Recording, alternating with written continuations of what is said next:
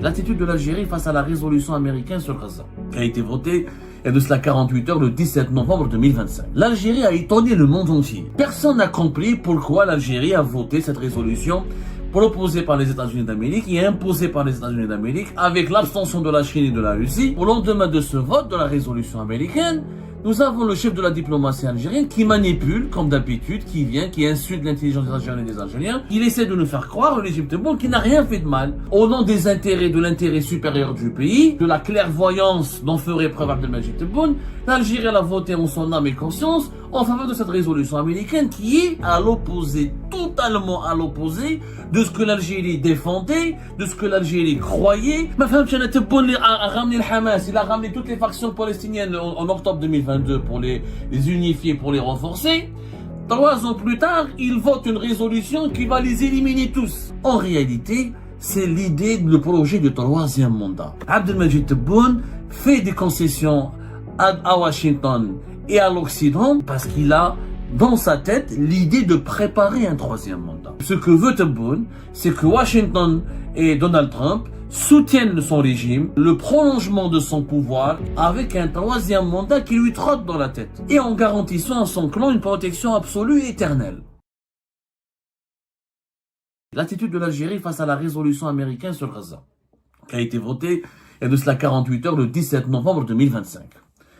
L'Algérie a étonné le monde entier. Elle n'a pas choqué et défrayé, elle n'a pas choqué ou comment dirais-je, ou bousculé sa propre population. Elle a étonné le monde entier. Personne n'a compris pourquoi l'Algérie a voté cette résolution proposée par les États-Unis d'Amérique et imposée par les États-Unis d'Amérique avec l'abstention de la Chine et de la Russie, qui ont préféré s'abstenir pour ne pas bloquer le plan de Donald Trump pour le Proche-Orient. Donc la Russie et la Chine ont levé le pied, n'ont pas voulu voter, n'ont pas voté contre, mais ne se sont abstenus pour ne pas s'associer et pour ne pas s'associer à cette résolution. Et comme ça, ils pourront pas être jugés à l'avenir de l'échec ou des éventuels dégâts ou des conséquences désastreuses potentielles de cette résolution. L'Algérie, pays arabe, qui chante en longueur de journée à la gloire de la question palestinienne, qui diabolise l'entité sioniste Israël et tous ses relais médiatiques, intellectuels, etc., qui emprisonne, qui condamne à la peine de mort, qui diabolise, qui insulte, qui couvre d'insultes et d'insanité, et qui qualifie de traître toute personnalité ou tout individu qui entretient un lien, y compris lointain, avec des cercles israéliens. L'Algérie nous a habitués à défendre le coûte que coûte la Palestine, qu'elle soit coupable ou victime, comme disait Awali Boumediene. L'Algérie de Tebboune, qui avait réuni toutes les factions palestiniennes en octobre 2022 et qui avait invité le Hamas sur le territoire algérien et qui a défendu le droit des Palestiniens et des Palestiniens à prendre les armes pour défendre leur intégrité, leur pays, leur indépendance, leur dignité et arracher leur liberté, elle change du jour au lendemain et elle s'aligne sur la position américaine qui demande le désarmement total, l'élimination totale de toutes les forces de résistance, comme l'Algérie traditionnellement les a qualifiées, le régime algérien, y compris Abdelmajid Tebboune. On a fait déjà une émission hier, on a rappelé ses propos à Djelfa en octobre 2023, où il contestait le classement dans la catégorie des terroristes, des combattants du Hamas et des combattants des factions palestiniennes qui luttaient ou qui combattaient ou qui affrontaient l'armée palestinienne et l'armée israélienne. 2 ans plus tard, tout a changé. Tout a changé et au lendemain de ce vote de la résolution américaine, nous avons le chef de la diplomatie algérienne qui manipule, comme d'habitude, qui insulte l'intelligence des Algériens et des Algériens, puisqu'il n'y a pas de contradicteur, il n'y a pas d'opposant qui peut lui parler, il n'a pas d'interlocuteur en face de lui. Ils ont le monopole, le régime Tebboune a le monopole total du champ médiatique et du champ politique. Pas la moindre discussion est possible avec le régime Tebboune, pas le moindre affrontement idéologique ou politique ou médiatique. Aucune contradiction n'est tolérée, donc la parole, elle est uniquement monopolisé c'est un monologue, il n'y a pas de dialogue en Algérie. Le régime Tebboune fait un monologue permanent avec lui-même. Il ne tient compte ni de ce que lui dit la population, ni de ce que lui dit son opposition, ni de ce que lui dit, de ce que lui disent les quelques activistes et journalistes qui parlent encore et qui sont exilés. Il fait un monologue. Donc, il essaie de nous faire croire, le régime Tebboune, qu'il n'a rien fait de mal, que au nom des intérêts, de l'intérêt supérieur du pays, et au nom de la clairvoyance dont ferait preuve Abdelmajid Tebboune, l'Algérie a voté en son âme et conscience en faveur de cette résolution américaine qui est à l'opposé. Mais si elle est contraire, ou elle contredit, ou elle heurte les valeurs de l'Algérie sur certains plans, sur certains volets, mais elle est à l'opposé, totalement à l'opposé de ce que l'Algérie défendait, de ce que l'Algérie croyait, de ce que en quoi l'Algérie croyait, ou de ce que l'Algérie et de toutes les positions historiques et ancestrales de l'Algérie dans la question, dans le dossier délicat de la question palestinienne. Vous savez, cette résolution, elle est sur Internet. Elle est sur le Conseil, les Nations Unies, ils ont un site Internet. Et les dirigeants algériens, même je fais un moment, les dirigeants du régime Tebboune, ils oublient que nous sommes, ils sont âgés de 80 ans, de 70 ans. Ils sont tous vieux et usés et fatigués. Et déconnectés de la réalité moderne du monde qui les entoure. Ils oublient que nous sommes dans le monde des nouvelles technologies, dans le monde de l'intelligence artificielle, dans le monde de ChatGPT, dans le monde de DeepSeek, dans le monde de Gemini, dans le monde de Google, dans le monde des réseaux sociaux. Les Nations Unies, ils ont un site internet. À chaque fois qu'il y a une résolution qui est adoptée par le Conseil de sécurité, 24 heures ou 48 heures plus tard, son contenu il est publié et le compte rendu des discussions qui se sont déroulées ou là, qui ont été des échanges qui ont été tenus entre les différents membres du Conseil permanent ou non, entre les membres permanents et non permanents du Conseil de sécurité de l'ONU sont résumés les échanges et les discussions ayant précédé la séance du vote ou de l'adoption ou du rejet d'une résolution du Conseil de sécurité de l'ONU sont résumés et tout est documenté et traduit en plusieurs langues et publié sur le site internet des Nations Unies, presse.un.org, et nous avons donc pratiquement les langues les plus connues de l'humanité, les plus parlées par l'humanité, nous avons l'information. Qu'est-ce qui s'est passé? Que dit cette résolution? Et comment elle a été adoptée? Et quelle a été la position de chacun des représentants des pays qui ont été appelés à voter contre ou pour cette résolution? Et si les Algériennes et les Algériens qui malheureusement n'ont pas une autre version, parce que nous on a que YouTube et les réseaux sociaux pour pouvoir s'exprimer, on n'a pas la possibilité d'avoir une chaîne de télévision à Alger, on n'a pas la possibilité de s'exprimer depuis Alger, on dirige pas un parti de l'opposition à Alger, on n'est pas au Parlement algérien, on n'est pas au Sénat algérien, donc on peut pas parler à nos compatriotes uniquement que nous avons qu'une seule tribune, c'est Internet et les réseaux sociaux. Je voulais juste le point 7, allez-y lire, parce que c'était la résolution américaine sur Gaza, qui a été votée par le régime Tebboune, il faut l'ausculter, il faut l'examiner, il faut la lire pour comprendre l'incroyable retournement de veste, comme on l'a dit hier, de Abdelmajid Tebboune dans le dossier palestinien. Que dit le point 7? Cette résolution américaine, elle est composée de 11 points. De 11 points avec l'annexe, avec des annexes. Dans les 11 principaux points, il faut aller lire le point 7. Le point 7, il dit quoi? Il dit qu'il autorise les États membres qui collaborent avec le Conseil de la paix.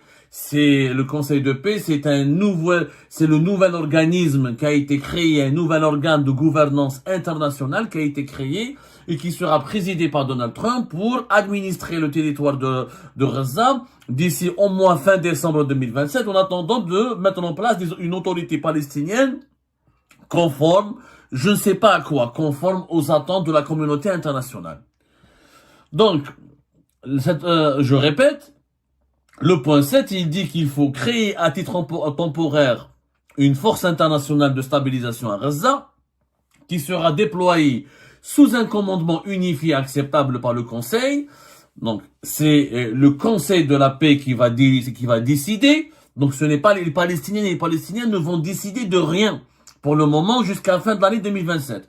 Et on ne sait même pas qu'est-ce qui va se passer après. Dont les contingents seront fournis par les États participants en consultation, en coopération avec l'Égypte et Israël. Donc Israël aura un droit de regard sur le fonctionnement de la gouvernance de la bande de Gaza, du territoire de Gaza et de la force internationale qui doit être déployée au niveau de ce territoire et qui prendra toutes les mesures nécessaires pour s'acquitter de son mandat dans le respect du droit international, notamment du droit international humanitaire. La force devra collaborer avec Israël et l'Égypte sans préjudice des accords qui existent déjà entre eux, ainsi qu'avec les forces de police palestiniennes nouvellement formées et dûment sélectionnées pour sécuriser les zones frontalières, stabiliser la situation en matière de sécurité, et ce en assurant la démilitarisation de la bande de Gaza, y compris en procédant à la destruction des infrastructures militaires, terroristes et offensives, et en empêchant qu'elles soient rebâties, ainsi qu'en veillant à la mise hors service définitive des armes des groupes armés non étatiques. Protéger les civils, y compris les opérations humanitaires. La résolution dit clairement que aucune faction armée, aucun mouvement armé ne sera toléré sur le territoire de Gaza. On parle d'infrastructures militaires terroristes et offensives et qui elles doivent être détruites et elles seront et leur reconstruction sera empêchée et il faut mettre hors service définitif les armes, il faut désarmer tous les groupes. Qui sont les groupes armés? Ce sont les groupes palestiniens. Mais à part le Hamas et les groupes palestiniens, il n'y a pas d'autres groupes. L'armée israélienne, elle sera tolérée. Au contraire, l'armée israélienne, qui est l'agresseur, c'est elle qui va contrôler avec l'Égypte le territoire de Gaza. Ce passage dont ne parle pas la diplomatie algérienne signifie quoi? Signifie que la résistance palestinienne, telle qu'elle a été appelée par le régime Tebboune, telle qu'elle a été défendue par le régime Tebboune et par tous les régimes algériens précédents, a disparu, va disparaître. C'est la disparition pure et simple du Hamas et de toutes les factions palestiniennes qui étaient considérées par des pays comme l'Algérie comme étant des mouvements de résistance et pas des mouvements terroristes. Donc l'Algérie, en votant cette résolution, elle est d'accord avec la fin de la résistance, elle est d'accord avec l'enterrement et la fin officielle de ce qu'elle appelle elle-même la résistance. Donc s'il y a un retournement de situation, pendant des années, depuis l'indépendance du pays, l'Algérie, la Palestine, la résistance légitime des Palestiniens, des Palestiniens, la lutte contre la colonisation, y compris les moyens armés, et Tebboune, quand il arrive, il donne à ce discours une nouvelle dimension nationaliste, anti-impérialiste, anti-sioniste. Il compare les combattants palestiniens avec l'Arab Ben Mehdi, il compare les combattants palestiniens avec les combattants du FNN, et du jour au lendemain, il décide de changer de retourner sa veste, de faire un revirement en 360 degrés. Il est d'accord avec les Américains. Avec tout ce que dit Donald Trump, il est d'accord. Il est d'accord. Et l'Algérie n'a rien proposé. Dans le texte, dans le résumé publié par les Nations Unies, l'Algérie elle a formulé une seule demande. Pas d'annexion, pas d'occupation, pas de déplacement forcé des populations. C'est tout ce qu'elle a demandé à l'Algérie. Elle n'a pas dit, il faut pas toucher au mouvement de résistance palestinien, il faut donner le droit aux Palestiniens d'avoir leur propre organisation, de choisir eux-mêmes l'autorité qui va les gouverner. Non, il faut pas les placer sous une gouvernance internationale. Non, il faut les tolérer. Le Hamas, c'est pas un mouvement terroriste. Elle n'a pas défendu ni le Hamas, ni la résistance, ni ni la lutte légitime. Tous les concepts idéologiques qui étaient utilisés par Tebboune et par les dirigeants algériens depuis très longtemps ont été abandonnés. Donc Tebboune a fait une concession extraordinaire face aux Américains. Si l'Algérie s'était abstenue, l'Algérie ne va pas tenir tête à Donald Trump. On n'est pas naïfs non plus. C'est pas Tebboune qui va changer, qui va bloquer la résolution ou le plan de Donald Trump pour Gaza. Mais voter pour, ça veut dire que tu es d'accord, que tu es complice, que tu appuies ce plan, que tu donnes ta voix à Donald Trump, à sa vision de l'avenir de la Palestine, que tu approuves l'enterrement, encore une fois, et la disparition programmée de ce que l'Algérie, encore une fois, dans sa diplomatie, dans ses positions historiques, dans sa doctrine géopolitique, y compris et surtout depuis l'instauration du régime Tebboune, est d'accord avec la programmation de la fin du Hamas et de tous les mouvements de résistance. Ma femme, Tebboune a ramené le Hamas, il a ramené toutes les factions palestiniennes en octobre 2022 pour les unifier, pour les renforcer. 3 ans plus tard, il vote une résolution qui va les éliminer tous. Il y a une contradiction, c'est une concession importante. Pourquoi Tebboune a fait une telle concession? L'APS, hier, face à la polémique qui n'a pas cessé d'enfler uniquement sur les réseaux sociaux, certains partis politiques comme Hama, l'ancien MSP, comme il est d'ailleurs en Turquie, il n'est pas rentré en Algérie, comment il s'appelle l'ancien leader du MSP, j'oublie mon latin, ils ont exprimé, ils ont critiqué, ils ont été choqués, etc. Le régime Tebboune a répondu clairement, de façon très ferme, à travers une dépêche APS. L'État national ne permettra pas que sa décision souveraine soit transformée en un outil de marchandise politique et partisan. Tebboune, à travers une dépêche de l'APS, il dit que c'est moi le président de la République, c'est moi qui dois veiller sur l'intérêt national et l'intérêt public, et personne ne va me faire voilà, un État national fort ne peut se laisser dicter sa conduite par les caprices, les impulsions ou les velléités de quiconque. On n'acceptera ni velléité, ni aucune velléité, ni caprice, ni impulsion. Abdelmajid Tebboune dit que la Constitution, c'est moi c'est le président qui décide, c'est lui qui est maître de la politique étrangère du pays, il fait ce qu'il veut, parce qu'il il défend l'intérêt national et l'intérêt public. Voilà je vous résume cette dépêche de la PS, c'est pas la peine de la lire, parce qu'elle ne veut rien dire. Quel est l'intérêt national de l'Algérie en votant? Quel a été l'intérêt national? Je me pose une question simple. Monsieur Ahmed Attaf, il a animé une conférence de presse. Il n'y a pas de journaliste libre. Malheureusement, il est sérieux et honnête en Algérie. Ils sont tous devenus des esclaves. Donc, il pose jamais les questions qu'il faut poser. Moi, j'aurais aimé poser la question à Ahmed Attaf. Ok, c'est vrai, t'es comme Sahab, ils sont dans la République Abdelmajid Tebboune. C'est lui le maître, c'est lui la source de la légitimité. C'est lui qui doit décider de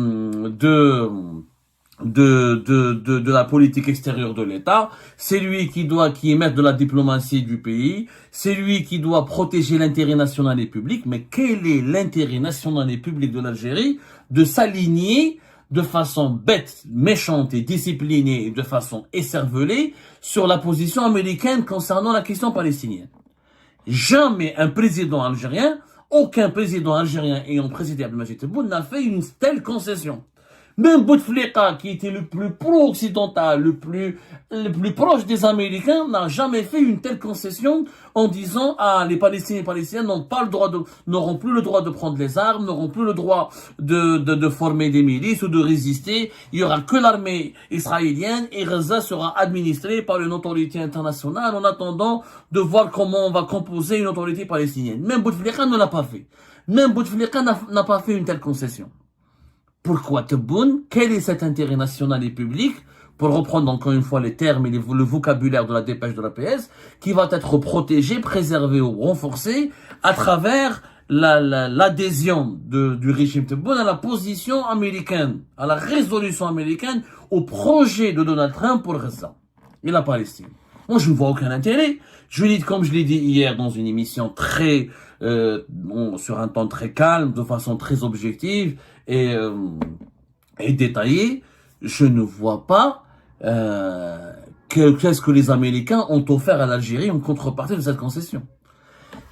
On a vu ni investissement majeur américain, ni une implantation de grandes sociétés américaines. Concernant le gaz de schiste, c'est le régime Bouteflika qui a initié les discussions, les négociations, et avec de Chevron et ExxonMobil depuis l'époque de Abdelmoune Ould-Khaddour, ancien PDG de Sonatrach déchu et emprisonné, et rien n'a avancé. On a signé que des protocoles d'accord jusque-là, entre 2023 et 2024. Et on est toujours au stade de la discussion. Il n'y a pas eu d'investissement, il n'y a pas eu de lancement d'exploitation d'un champ expérimental de gaz de schiste. Donc je ne vois pas qu'est-ce que les Américains ont apporté en Algérie, je vous dis la vérité. Est-ce qu'on a eu un groupe industriel? Est-ce qu'on a eu des capitaux américains qui ont débarqué, qui ont déferlé sur l'Algérie? Est-ce qu'on a eu des millions de touristes américains qui sont venus nous voir? Est-ce qu'on a eu au moins une ligne aérienne? Les Américains n'ont même pas encore donné à l'Algérie la possibilité de créer une ligne aérienne directe entre Washington et Alger ou Alger-New York. Pour le moment, on n'a rien gagné avec les Américains. Moi, je suis pour. Alors, la question palestinienne, comme l'ont fait beaucoup de pays arabes, pour notre développement, pour notre sécurité, pour notre avenir, moi je suis pour. Et ça dépend ce que l'Algérie a gagné. Les Marocains, quand ils ont normalisé les relations avec Israël, ils ont obtenu la reconnaissance de leur souveraineté sur le Sahara occidental. Et s'il n'y avait pas cette reconnaissance de Donald Trump de 2020, il n'y aurait jamais eu cette résolution du 31 octobre 2025 qui a acté pour la première fois la solution de l'autonomie, du plan d'autonomie marocain dans le cadre de la souveraineté du Maroc sur le Sahara occidental. Nous, on a obtenu quoi? Les concessions, toutes ces concessions, et Tebboune n'a pas fait qu'une concession avec les Américains. Il est en train de faire des concessions importantes par rapport à l'Occident. La concession dans l'affaire Boualem Sassal, qui est libérée au bout de 48 heures après un appel du président allemand. Bien sûr, il y a eu des pourparlers discrets, secrets, etc. On n'en doute pas. Le rapprochement avec la France, le rapprochement progressif avec la France, alors que la France a été diabolisée, insultée, considérée comme un ennemi par l'Algérie et comme le tiroir le foyer qui abrite tous les lobbies anti-algériens les plus dangereux du monde et de la vie. On se rapproche. Une concession par rapport à l'Espagne, alors que l'Espagne avait 2 ans de bras de fer et au final, les Espagnols sont nos amis maintenant, alors que les Espagnols ont devancé les Français, ils ont reconnu la marocanité du Sahara occidental ou la souveraineté du Maroc sur le Sahara occidental bien avant la France. Il y a des concessions de plus en plus importantes. On le voit du cours de ce mois de novembre, notamment avec l'affaire Boualem Sassal, qui a été traitée de tous les noms d'oiseaux, et que Tebboune avait juré qu'il ne va jamais le libérer, et il ne va jamais le laisser. Il l'a accusé même d'être un espion. C'est ce qu'il a dit lui-même en février 2025, lors d'une interview accordée à un journal un journal français, L'Opinion. Rappelez-vous. Et du jour au lendemain, Tebboune oublie ses propres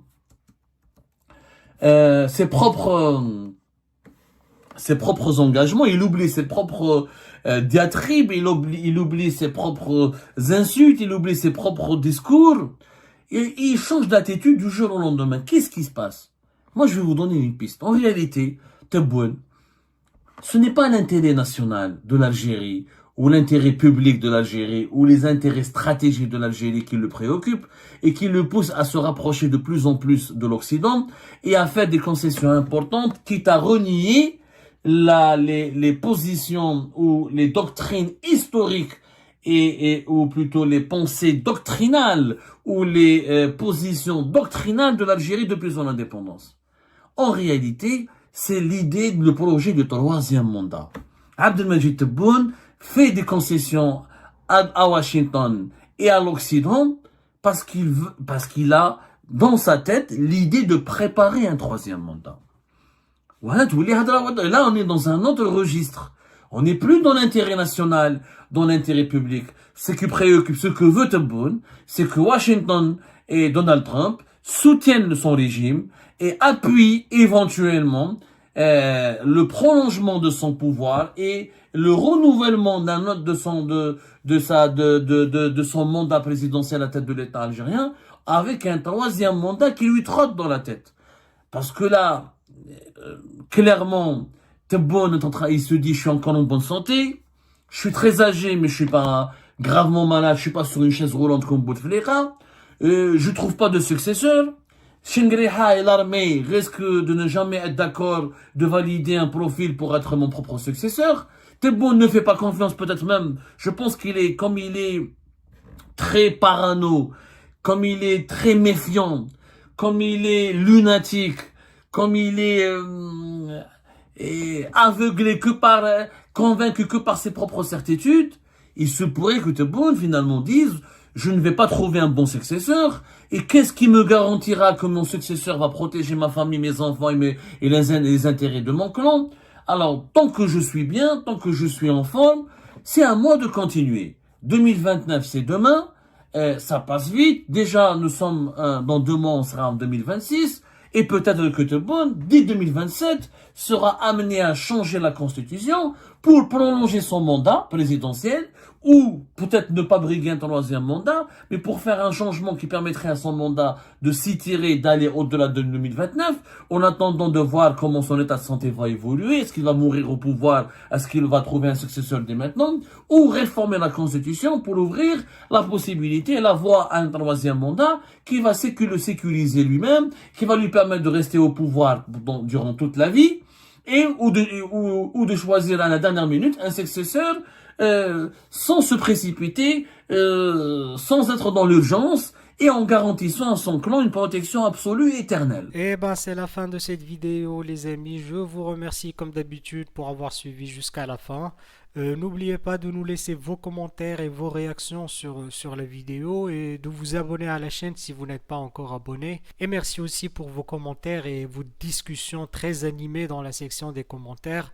Donc, vous n'oubliez jamais de décortiquer bien un sujet sur tous les points qui ont été abordés dans la vidéo et ça fait vraiment plaisir quand moi-même je ne fais pas de commentaires, je m'appuie sur vous pour que vous puissiez bien expliquer les choses et en faire des discussions civilisées et dans tout le respect possible. Donc voilà, merci beaucoup et à la prochaine dans une nouvelle vidéo. Au revoir.